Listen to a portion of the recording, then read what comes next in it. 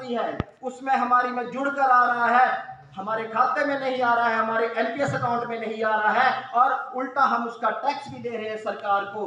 कल भी हम ये बात कर रहे थे कि 6500 कर्मचारियों का अगर हम हिसाब लगा लें तो लगभग अगर 10,000 एवरेज भी लगाएं, एक क्लास 4 एम्प्लॉय से लेकर क्लास 1 एम्प्लॉय तक अगर 10,000 एक महीने का 10,000 मासिक एनपीएस फंड के हिसाब से अगर ये लगाया जाए तो पिछले 9 से 10 महीनों का लगभग 1-1 लाख रुपया एक कर्मचारी का बनता है। तो 6500 कर्मचारियों का 65 करोड़ रुपए के आसपास का अमाउंट बनता है। हमें ये नहीं पता कि वो 65 से 70 करोड़ रुपया कहाँ पर है, सरकार के पास है कि बोर्ड प्रबंधन के पास है, किन कामों के लिए लगाया जा रहा है, टैक्स हम उसका दे चुके हैं। उस 65 करोड़ से 70 करोड़ रुपए का टैक्स एक मुलाजिम, हम विद्युत विभाग के कर्मचारी सरकार को उसकी अदायगी हर महीने करते हैं, हर महीने हमारे इससे तनख्वाह से वो टैक्स काटा जाता है।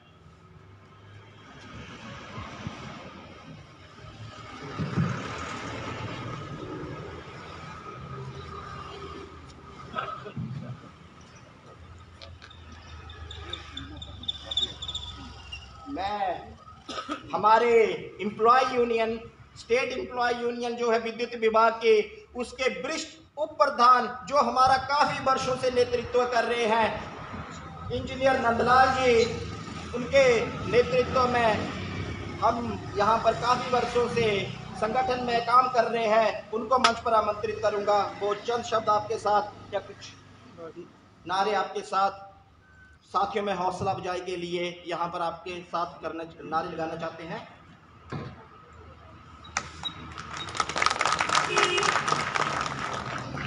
मेरा माननीय पूर्व में रहे अध्यक्ष मंडल परिषद श्री कैलाश शर्मा जी से निवेदन है कि वो मंच पे आए और अपना काम करें। कर्मचारी साथियों, जैसे कि आप जानते हैं, आज जनवरी माह का 5 तारीख है और हमारी जो वेतन है वो अभी तक कर्मचारी के खाते में नहीं आया है। मैं मैनेजमेंट के खिलाफ थोड़े नारे लगाऊंगा, आप उसमें मेरा सहयोग करेंगे। कर्मचारी एकता जिंदाबाद, कर्मचारी एकता जिंदाबाद,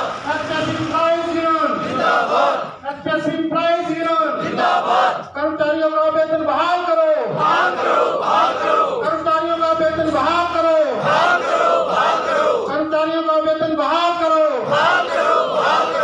पेंशनों की पेंशन बहाल करो, पेंशनों की पेंशन बहाल करो, जो हमसे टकराएगा दूर हो जाएगा। बिजली बोर्ड के एमडी को हटाओ,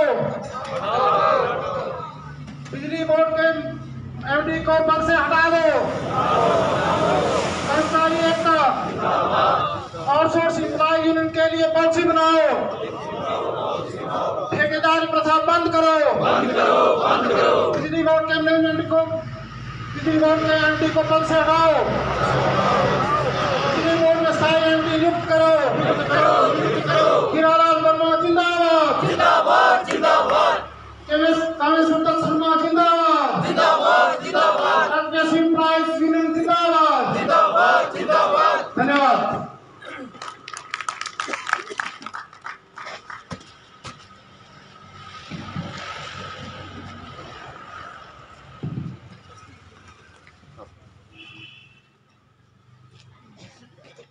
आशा है कि मेरे सारे साथी जो कर्मचारी हैं विद्युत विभाग के, जो भी मेरी बात सुन पा रहे हैं और भीतर जो हमारा कार्यालय है वहां से बाहर आ गए हैं, इसी आशा के साथ अब इस कार्यक्रम को हम आगे बढ़ाते हैं।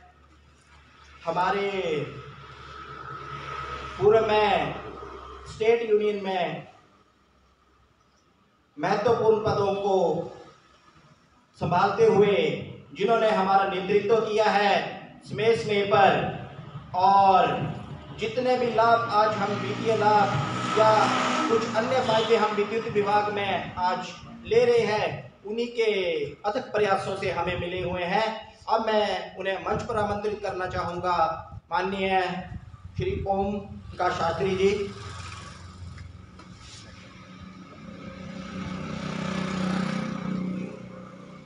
आज के इस विरोध प्रदर्शन के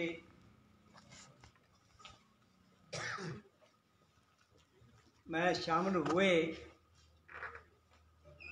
कर्मचारी भाइयों, पेंशन धारकों, आज हिमाचल प्रदेश बिजली बोर्ड को बने हुए 52 साल हो गए हैं। सितंबर 1971 में बिजली बोर्ड का गठन हुआ था। उससे पहले MPP एंड पावर्स होती थी, जिसमें किलोली, वाटर सप्लाई, बिजली बोर्ड सभी विभाग इकट्ठे थे। उस वक्त सिर्फ एक चीफ इंजीनियरिंग चीफ हुआ करते थे तीनों विभागों के, और एक चीफ इंजीनियर बिजली बोर्ड के हुआ करते थे। लेकिन आज केवल बिजली विभाग में ही 26 चीफ इंजीनियर के पद सृजित किए जा चुके हैं। उनका वेतन एक चीफ इंजीनियर के वेतन से एक डिवीजन का वेतन निकलता है, पूरा खर्चा निकलता है, जिसमें ट्रांसपोर्ट, अधिकारियों की गाड़ियां, दफ्तरों के खर्चे सब शामिल होते हैं। आज बरसर डिवीजन में जो कर्मचारियों की संख्या है वो सृजित पदों से आधी है। आधे सृजित पद खाली पड़े हुए हैं। ना तो बोर्ड प्रबंधन को इसकी कोई चिंता है, ना हिमाचल सरकार को, क्योंकि एक एक कर्मचारी के जिम्मे 4 कर्मचारियों के कार्य का भार, कम पैसों में सेवाएं मिल रही हैं। अब एक नई नीति ये चालू करने जा रहे हैं, नए नीति लगाएंगे जिनमें चिप सिस्टम होगा। जैसे मोबाइल रिचार्ज करवाते हैं वैसे ही वो रिचार्ज करवाना पड़ेगा। एडवांस में पैसे बोर्ड दे लेगा। जब पैसे खत्म 100 रुपये उस मीटर का मंथली किराया होगा। ये केवल जनता के ऊपर ही बोझ नहीं है, हम लोग भी जनता में ही शामिल होते हैं, हमारे ऊपर भी ये इस चीज़ का बोझ पड़ेगा। पब्लिक को भी समझना चाहिए इन नीतियों के विरोध में हमारी जनता को भी हमारे साथ आना चाहिए, आना पड़ेगा।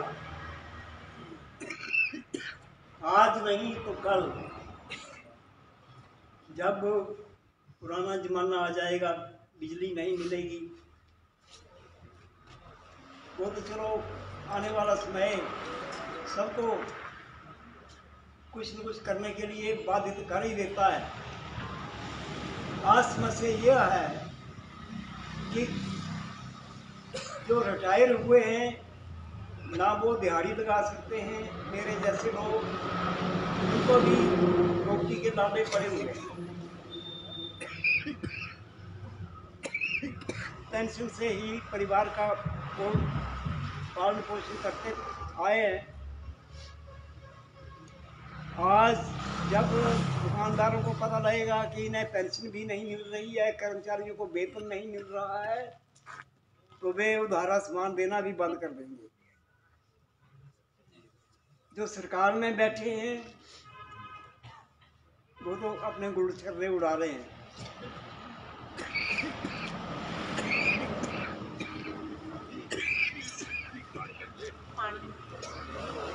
जितने भी विधायक हैं वो मुफ्त का राशन, मुफ्त की रोटी, कोई स्कूलों में जाकर, कोई कहाँ किसी फंक्शन में जाकर खा रहे हैं, अपनी सैलरी वो दे रहे हैं। आज तक किसी विधायक की कोई खबर ऐसी नहीं आई कि वे बिना तनख्वाह के हैं, उनको वेतन भत्ते पूरे मिल रहे हैं। मुख्यमंत्री जी दिल्ली में बैठे हुए हैं, प्रदेश की उनको कोई चिंता नहीं है। एमडी के पद पर मीणा जी को बिठा दिया गया है, जिनका पब्लिक के साथ कभी भी कोई रिश्ता नाता नहीं रहा है।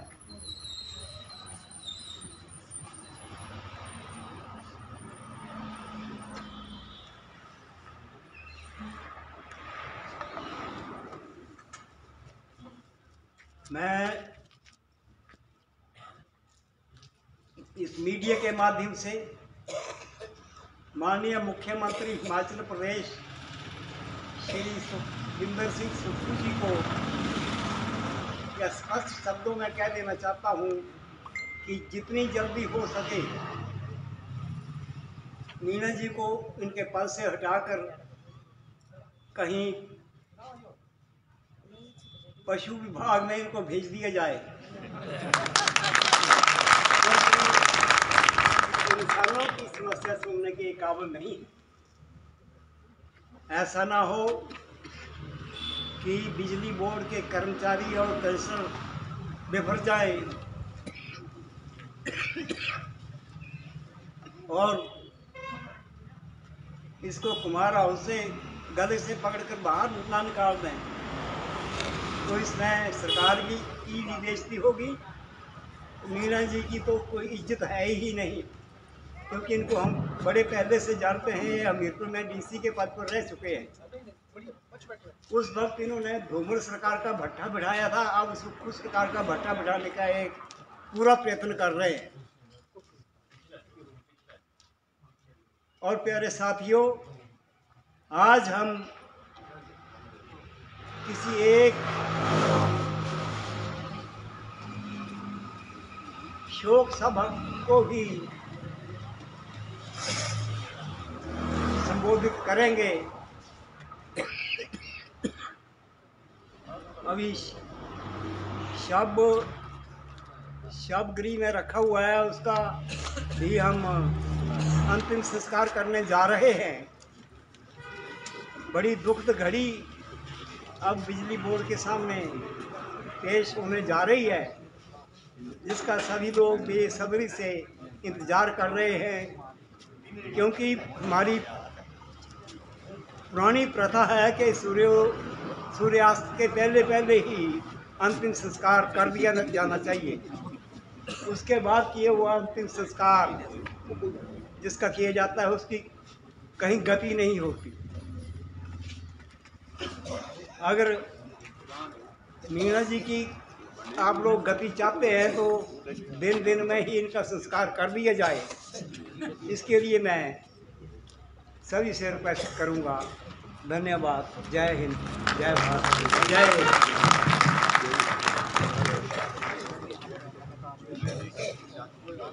NPS Employees Union जिंदाबाद, जिंदाबाद, जिंदाबाद। NPS Employees Union जिंदाबाद, जिंदाबाद, जिंदाबाद। पावर वर्कर्स जिंदाबाद, जिंदाबाद, जिंदाबाद। पावर वर्कर्स जिंदाबाद, जिंदाबाद, जिंदाबाद। आवाज दो हमें, आवाज दो हमें। CMD मुर्दाबाद, मुर्दाबाद, मुर्दाबाद। बोर्ड मैनेजमेंट मुर्दाबाद, मुर्दाबाद, मुर्दाबाद। बोर्ड मैनेजमेंट मुर्दाबाद, मुर्दाबाद, मुर्दाबाद। NPS Employees Union जिंदाबाद, जिंदाबाद, जिंदाबाद। पावर वर्कर्स जिंदाबाद, जिंदाबाद, जिंदाबाद। बोर्ड मैनेजमेंट मुर्दाबाद, मुर्दाबाद, मुर्दाबाद। बोर्ड मैनेजमेंट मुर्दाबाद, मुर्दाबाद, मुर्दाबाद। बिजली बोर्ड किसी के बाप की जागीर नहीं, बिजली बोर्ड हमारा है। बिजली बोर्ड किसी के बाप की जागीर नहीं, बिजली बोर्ड हमारा है। बिजली बोर्ड किसी के बाप की जागीर नहीं, बिजली बोर्ड हमारा है। NPS Employees Union जिंदाबाद, जिंदाबाद, जिंदाबाद। पावर वर्कर्स जिंदाबाद, जिंदाबाद, जिंदाबाद। पावर वर्कर्स जिंदाबाद, जिंदाबाद, जिंदाबाद। बोर्ड मैनेजमेंट मुर्दाबाद, मुर्दाबाद, मुर्दाबाद। धन्यवाद शास्त्री जी। साथियों, मैं आप सभी को बता देना चाहता हूं कि हमारे शास्त्री जी, जिनके नेतृत्व में 90 के दशक में 2000 के आसपास हमारे कर्मचारी भाइयों ने एवं बहनों ने खूब सारी लड़ाइयां लड़ी हैं बोर्ड प्रबंधन और इसी सरकार के साथ। ये काफी समय से अस्वस्थ चल रहे हैं, इनका पीजीआई से काफी लंबा इलाज चल रहा है, इसी वजह से शायद इनको थोड़ी खड़े होने में भी समस्या है। पर ये आपके साथ कल भी मौजूद थे, परसों भी मौजूद थे और आज भी मौजूद है यहाँ पर। इस हौसला अफजाई के लिए, हमारी इस हौसला अफजाई करने के लिए मैं इनका धन्यवादी हूँ और आभार व्यक्त करता हूँ आप सभी कर्मचारियों की तरफ से इनका धन्यवाद। शास्त्री जी, इसके पश्चात हम धीरे धीरे इस मंच पर जो हमारे कुछ अन्य वक्ता है उनको भी बुलाएंगे। आप साथियों के लिए जलपान की व्यवस्था की गई है। मैं जो यहाँ पर मीडिया से भाई आए हुए हैं, मैं अपने कर्मचारियों से जो जलपान की व्यवस्था संभाल रहे हैं उनसे आग्रह करूंगा कि मीडिया भाइयों का भी ध्यान रखेंगे। और साथियों, ये बड़ा ही दुखद विषय है कि हमारे माननीय जो प्रदेशाध्यक्ष जी हैं, हमारे मुख्यमंत्री साहब, पूजनीय माननीय मुख्यमंत्री श्री सुखविंदर सिंह सुक्खू जी, उन्होंने प्रदेशवासियों के कल्याण के लिए बहुत से अच्छी योजनाएं चला रहे हैं। हम उसके लिए उनका स्वागत करते हैं, उनको हार्दिक बधाई देते हैं।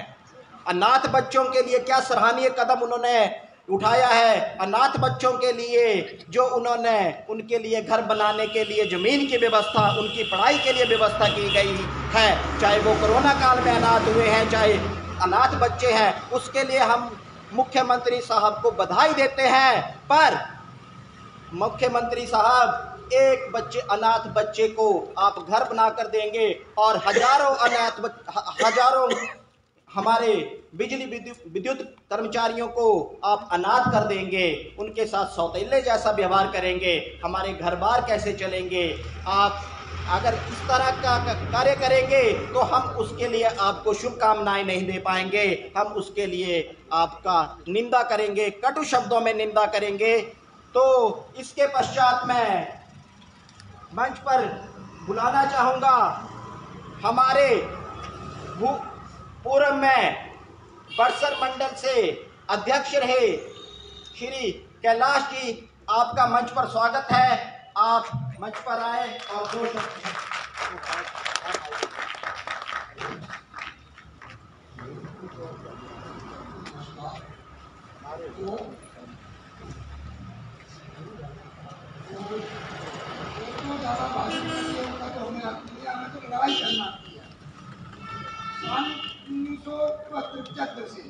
हम बिजली बोर्ड में शामिल हैं। मजदूर थे, छोटे कर्मचारी थे, तो हमने तो यही सीखा है कि पहले बिजली बोर्ड को ऊपर उठाओ, उसके बाद अपने हकों की लड़ाई करो। तो लड़ाई करने में बिजली बोर्ड हिंदुस्तान में हिमाचल बिजली बोर्ड का काम सर्वप्रथम सबसे आगे रहता है। हमें पूरी उम्मीद है कि हमारी अगली जनरेशन लड़ाई करने में पीछे न रहे, पर पहले बिजली बोर्ड को ऊपर उठाए। तो उठाने में आपकी कोई कमी नहीं है। अब मैनेजमेंट की गलती है, सरकारों की गलती है। 26 जुलाई 1974 में मैंने बिजली बोर्ड ज्वाइन किया था, ये उम्मीद लेके किया था, जवानी में किया, बचपन में किया कि हम यहाँ से कुछ लेंगे। जब अब बुढ़ापा आया, बुढ़ापे में हमें जरूरत महसूस हुई पैसों की, तो पेंशनें बंद हो गई। हम बड़ी उम्मीदें लेके चले थे कि बुढ़ापे में पेंशन के एकमात्र सहारा है।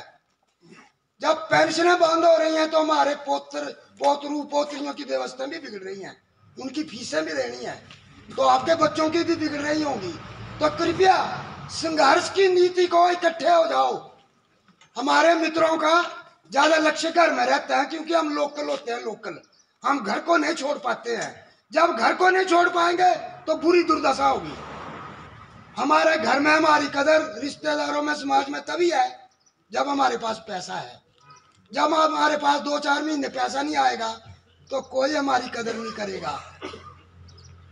अप्रैल में आपको दिसंबर का वेतन या पेंशन मिलेगी। सरकार, बोर्ड मैनेजमेंट हमारे ऊपर बड़ा एहसान करेगा कि जी हमने आपको पेंशन दे दी। जैसे आपके डीए के साथ कितना सुतेला व्यवहार है। सेंटर ने अब और अलाउंस करना है, आपको अभी तक पिछला नहीं मिला, चौथी मिला है ना, कितना पेंडिंग है। जब सरकारों ने हमें झूठे लारे दिए कि आपको ओपीएस देंगे, एरियर देंगे, क्षेत्र के विधायक को हमने ना चाहते हुए भी वोटें डाल दी। चलो कुछ मित्रों का इच्छा होती है कि हमने डालनी है, हमने ना चाहते हुए भी डाली। लेकिन आज हमारे क्षेत्र के विधायक ने एक बार भी विधानसभा में अपनी तरफ से कोई प्रश्न नहीं उठाया हमारे बारे में। कम से कम इनका दायित्व बनता था कि मेरे क्षेत्र के लोगों ने मुझे वोट डाली है, सरकार बनी है, तो कम से कम ये पेपरों में दें, अपनी तरफ से दें। वोट डालना हमारा काम था, ठेकेदारी इनकी है, मैनेजमेंट की है कि कहां से पैसे की व्यवस्था करनी है, बिजली की व्यवस्था करने की ठेकेदारी आपके पास है। चाहे आपके पास फ्यूज वायर है, चाहे स्टाफ है, चाहे नहीं है, वो बिजली आपको देना पड़ेगी। तो पैसे की व्यवस्था हमने थोड़ी करनी है, सरकारों ने करनी है। मत करो ऐसा कि फलाना कांग्रेस का, फलाना एमएलए बीजेपी का मेरा मित्र है। अपने हकों के लिए लड़ो, छोड़ दो इन चीजों को। वीरभद्र का हम धन्यवाद करते आए आज दिन तक, क्योंकि उन्होंने हमें बहुत ऊंची जगह पर उठा के रखा था। हम हितैषी थे, लेकिन आज खिलाफ है हम कांग्रेस सरकार के, क्योंकि सत्ता में कांग्रेस सरकार है। मेरा रिश्तेदार है, क्या रिश्तेदारी है जी? उसके बच्चों की व्यवस्था तो अच्छी चली है, हमारे बच्चों को फीस नहीं मिल रही है, जुर्माना डाल रहे हैं हमें 100 रुपया प्रतिदिन। तो कौन सुनाई देगा विधानसभा में? विधायक साहब देंगे। नहीं तो इसका नतीजा भुगतने के लिए ये भी तैयार हैं। पहले तो डराते थे बदली बदली। दोस्तों, मेरी हर महीने बदली होती थी, बीजेपी गवर्नमेंट में भी मेरी हर महीने बदली होती थी, कांग्रेस में भी होती थी, लेकिन एक बार नहीं गया। दम चाहिए संगठन में, दम। क्या बदली? बदली को इनका राइट नहीं है। बदली कर्मचारियों का एक श्रृंगार है, श्रृंगार है। एक स्थान से चलेंगे दूसरे में जाएंगे। तो कृपया इस चीज को दिमाग से निकाल दो सब लोग कि मेरा एमएलए है, मेरी सरकार है। यह किसी की नहीं है। देख नहीं रहे आप, मिला पैसा किसी को? इस चीज का मैं अति विरोध करता हूं। हमारे विधायक साहब ने एक बार भी विधानसभा में कर्मचारियों के हित में बात नहीं की, इसलिए मैं निंदा करता हूं क्षेत्र परिषद के विधायक की कि एक बार भी अगर निंदा करते तो हम इनके पक्षपाती होते। यहां से बातें चलती हैं, ये यहां से चलती हैं। बदली इनका हक नहीं है। संगठन में ताकत हो, एमएलए को दरकिनार करो, बदली करना इनके बस की बात नहीं है। आप चोर नहीं है, डाकू नहीं है, बिजली बोर्ड को आगे उठाते हैं आप लोग। यह समाज से भी है वोट लेने के लिए। आपका कर्मचारी 9 बजे भी समाज में सेवा दे रहा है, लोगों को बिजली दे रहा है। उसकी पत्नी उसको रोटी के लिए निहार रही है, लेकिन वो बेचारा बिजली बना रहा है। इनसे ज्यादा समाज सेवा में आप लोग शामिल हैं। तो अपने आप में कुछ झांकिए कि हमारे में कुछ है ताकत। धन्यवाद। धन्यवाद कैलाशी। तनख्वाह में विलंब धीरे धीरे लोगों में वो भी ये चाहते हैं कि हम कुछ ऐसा करें रोष में आकर, गुस्से में आकर, कि जिससे वो लोगों को ये समझा पाएं कि ये विद्युत विभाग के कर्मचारी अपनी मनमानी पर उतर आए हैं। पर साथियों और यहाँ पर घरों में बैठे हुए हमारे लोग, जहाँ तक भी मेरी आवाज़ पहुँच रही है, मैं आप सभी को बताना चाहता हूँ कि पिछले 15 वर्षों से सरकारों द्वारा लगातार प्रयास किए जा रहे हैं कि एक ना एक दिन इस विद्युत विभाग का निजीकरण किया जाएगा। भाई, फायदे का डिपार्टमेंट है, हजारों खड़े हैं इसको खरीदने के लिए। पर जो भी लोग मेरी आवाज़ सुन पा रहे हैं, मैं उनको बता देना चाहता हूं, मैंने पहले भी दिन कहा था कि हमारी ड्यूटी है इलेक्ट्रिसिटी को जनरेट करना, ट्रांसमिट करना और डिस्ट्रीब्यूट करना। जनरेशन में हमारे असंख्य सैकड़ों के हिसाब से हाइड्रो प्रोजेक्ट्स है। अगर वो किसी निजी कंपनी के हाथों में जाएंगे तो लोगों, साथियों, आपके सिर्फ हमारे प्रोजेक्ट नहीं जाएंगे, आपकी नदियों का पानी भी उनके अधिकार क्षेत्र में जाएगा, आपके पर्वतों की बर्फ भी उनके अधिकार क्षेत्रों में जाएगी और आने वाली पीढ़ियां इसकी कमियों से जूझेंगी, इसका कर्ज चुकाएंगी। जो आज हम समय पर आवाज नहीं उठा पाएंगे तो आने वाले हमारी नस्लों को, हमारे बच्चों को इसका बलिदान देना पड़ेगा। अब मैं मंच पर बुलाना चाहता हूं सेवानिवृत्त हुए कर्मचारी श्री राकेश चंद्र शर्मा जी को। आपसे अनुरोध है कि आप मंच पर आए हो सकते हैं।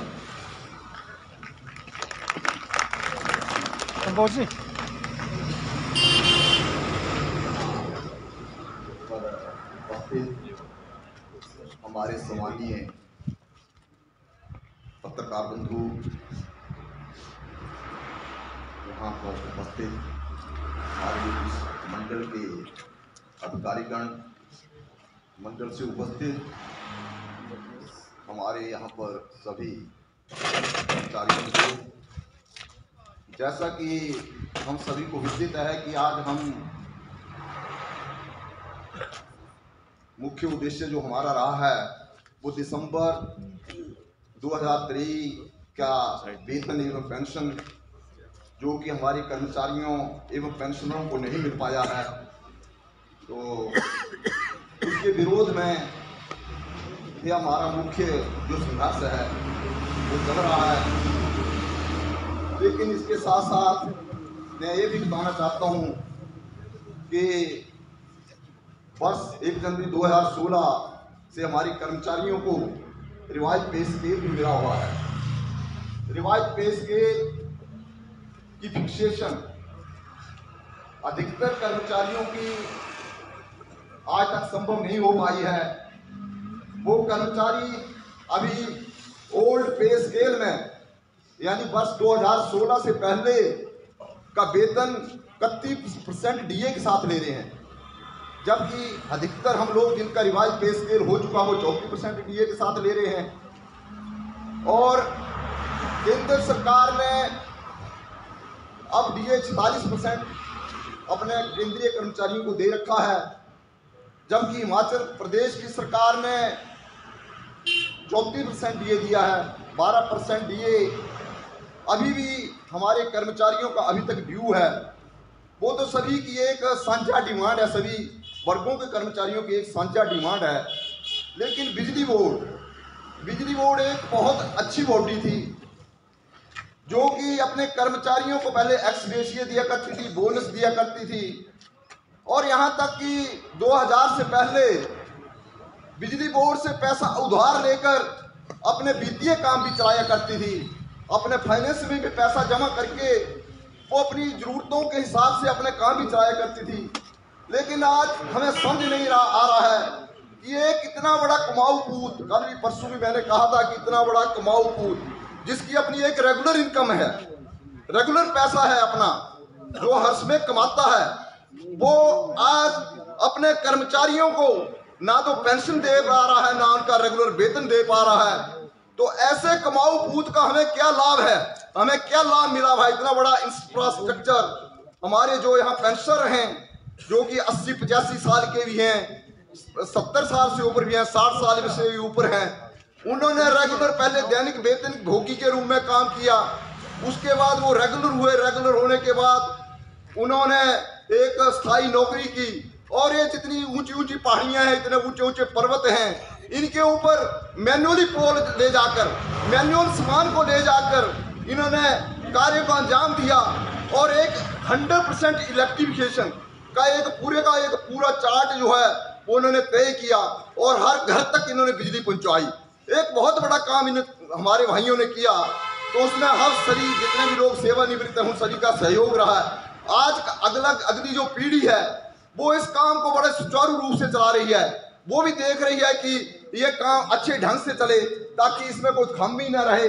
और हमारी वजह से हमारे ये जो परिवार हैं जो इसके ऊपर निर्भर हैं, लगभग 50,000 के लगभग इस हैं, तो हमारे जो पेंशनर और वर्कर्स हैं, रेगुलर वर्कर हैं, उनकी भी रोजी रोटी इसी के माध्यम से चली हुई है। तो उनका भी साथ साथ निर्वाह जो है अच्छे ढंग से होता रहे। लेकिन आप देखो, सरकार ने 10 गारंटियां दी थी।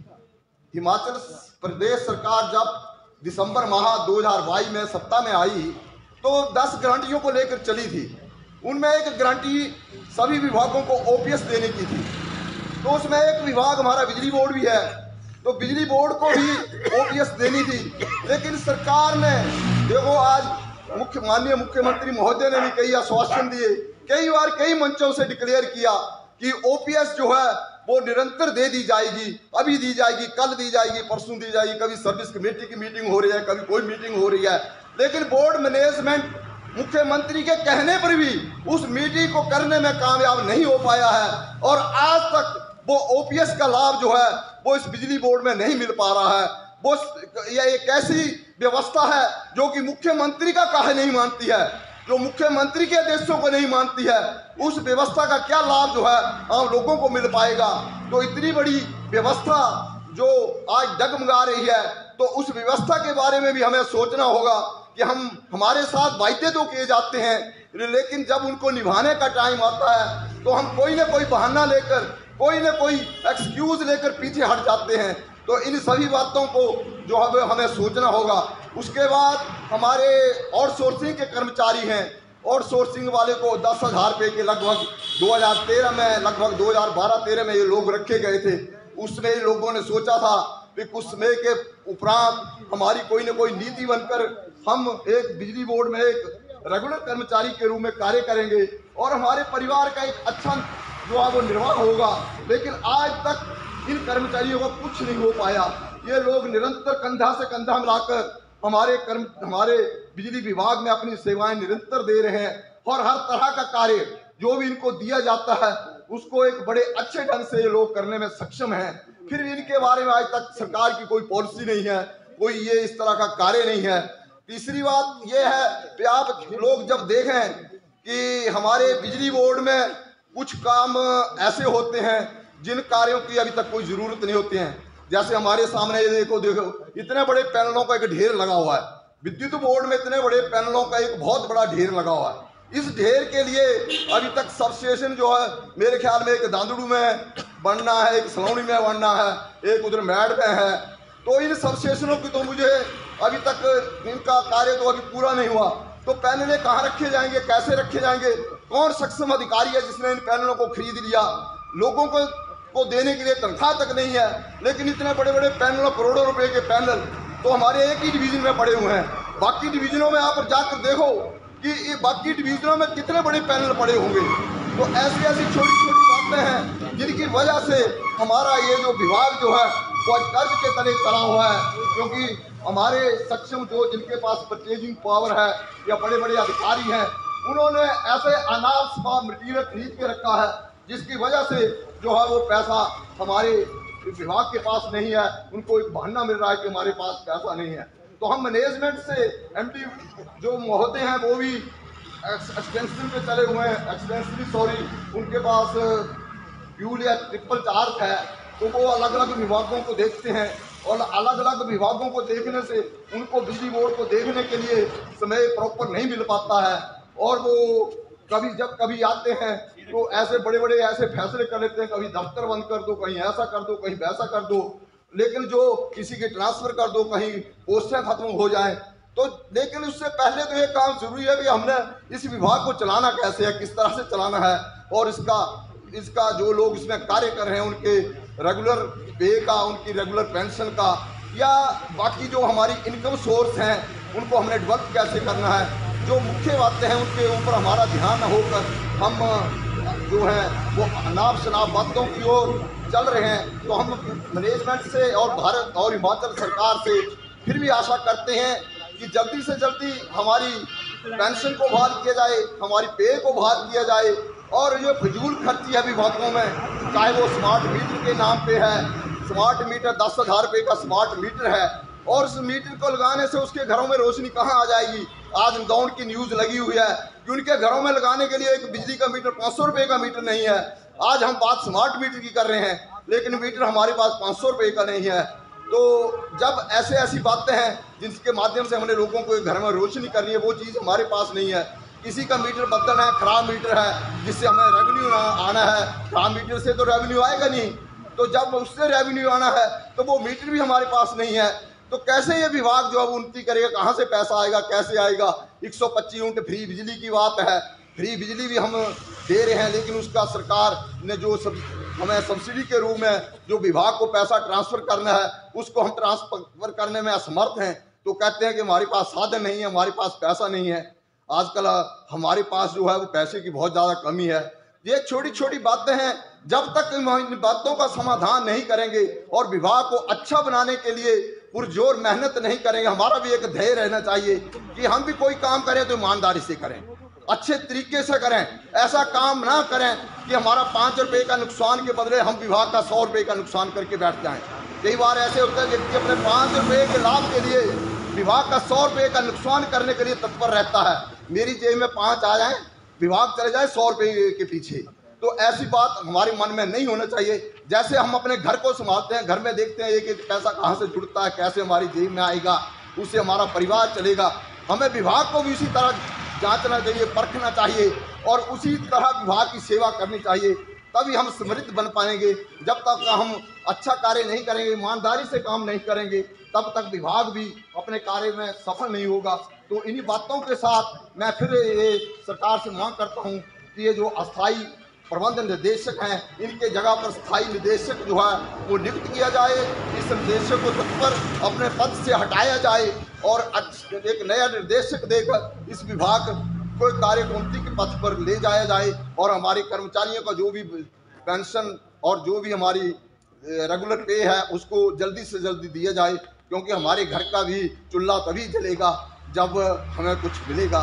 इन्हीं बातों के साथ मैं अपनी बात को समाप्त करता हूँ। जय हिंद, जय भारत, जय हिमाचल। धन्यवाद।